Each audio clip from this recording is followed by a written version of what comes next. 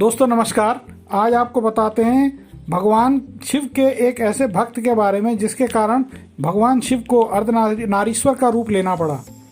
कहते हैं जहाँ शिव होंगे वहाँ गणेश, रिंगी, भृंगी, वीरभद्र का वास स्वयं ही होता है। शिव पार्वती के साथ उनके ये गण अवश्य चलते हैं। इन्हीं गणों में एक प्रमुख शिवगण भृंगी की कथा आपको बताते हैं जिसके कारण भगवान सदाशिव को अर्धनारीश्वर का रूप धारण करना पड़ा। शिवगण भृंगी महान शिव भक्त थे। उन्होंने स्वप्न में भी शिव के अतिरिक्त किसी का ध्यान नहीं किया था। शिवस्य चरणम केवलम का भाव हमेशा उनके मन में था। एक बार सदाशिव समाधि में थे और जगदम्बा सदैव की भांति बाएं जंघा पर विराजमान थी। आदिशक्ति जगदम्बा के नेत्र खुले थे। भृंगी भगवान शिव की परिक्रमा करने आए। वह केवल शिव जी की ही परिक्रमा करना चाहते थे, पर पार्वती जी तो भगवान शिव जी के वामांग में विराजमान थी।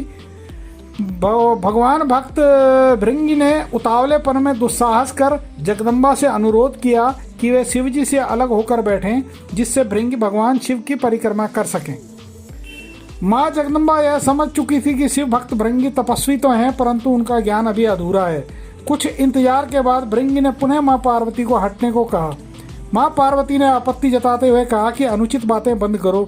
माँ जगदम्बा महादेव की शक्ति है, वे भगवान शिव से पृथक होने को कैसे तैयार होती। शिव भक्त भृंगी ने भी हट पाल रखा था और अपने हट को पूरा करने के लिए भृंगी ने सर्प का रूप धारण किया और शिव जी की परिक्रमा करने लगा। उनकी इस धृष्टता का परिणाम यह हुआ कि शिव जी की समाधि भंग हो गई। शिव जी ने समझ लिया कि भृंगी जगदम्बा को मेरे वामांग पर देखकर विचलित हो उठे हैं, वह दोनों में भेद कर रहा है। भगवान शिव ने तत्काल अर्धनारीश्वर स्वरूप धारण कर लिया। जगदम्बा उन्हीं में विलीन हो गई थी। भगवान शिव दाहिने भाग से पुरुष रूप में और बाएं भाग से स्त्री रूप में दिखने लगे, लेकिन भक्त तो भी अपने हठी स्वभाव के कारण भगवान से ऊपर माने जाते हैं। शिव भक्त भृंगी ने तो शिव की परिक्रमा करनी थी, जिसके लिए उन्होंने एक और मूर्खतापूर्ण प्रयास किया। चूहे का रूप धारण कर वे प्रभु के अर्धनारीश्वर रूप को कुतर कर एक दूसरे से अलग करने की कोशिश में जुट गए। अब माँ जगदम्बा का भी धैर्य चूक गया। उन्होंने भृंगी को श्राप देते हुए कहा, हे भृंगी, तू सृष्टि के नियमों का उल्लंघन कर रहा है। यदि तू मातृ शक्ति का सम्मान करने में अपनी हेठी समझता है तो अभी इसी समय तेरे शरीर से माता का अंश अलग हो जाएगा। इस श्राप को सुनकर स्वयं भगवान शिव भी व्याकुल हो उठे। भृंगी की बुद्धि भले ही हर ली गई थी, पर भगवान महादेव जानते थे कि इस श्राप का मतलब कितना गंभीर है। शरीर विज्ञान की व्याख्या के मुताबिक रक्त और मांस माता के अंश से प्राप्त होता है। श्राप के फल स्वरूप भृंगी की दुर्गति हो गई। उनके शरीर में से रक्त और मांस अलग हो गया। केवल हड्डियां और मांसपेशियां ही उनके शरीर में बची। उनकी मृत्यु तो हो नहीं सकती थी क्योंकि वे शिव धाम कैलाश में थे, किंतु असहनीय पीड़ा में पड़कर भृंगी भी अब तक समझ चुके थे कि पितृ शक्ति मातृ शक्ति से किसी भी सूरत में अलग नहीं है, इसलिए दोनों ही परम पूज्य हैं। पीड़ा से तड़पते हुए भृंगी ने माँ जगदम्बा की अभ्यर्थना की और क्षमा प्रार्थना की। माता तो माता होती है। उन्होंने भृंगी पर कृपा की और भृंगी की पीड़ा समाप्त की।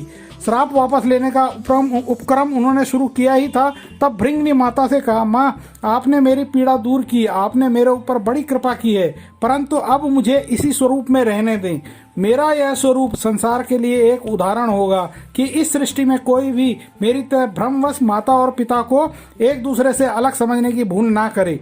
मैं एक जीवंत उदाहरण बनकर सदैव आपके आसपास ही रहूंगा। भक्त की यह बात सुनकर भगवान महादेव और माँ जगदम्बा ने भृंगी को अपने प्रमुख गणों में स्थान दिया और भृंगी चलने में सक्षम हो सकें इसके लिए उन्हें तीसरा पैर भी दिया।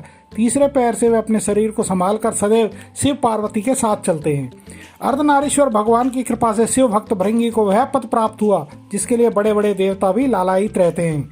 पुरुष और स्त्री दोनों का अपना स्थान, अपना अस्तित्व है। दोनों बराबर अंश के योगी हैं। यही सिद्ध करने के लिए भगवान शिव ने अर्धनारीश्वर रूप धारण किया है।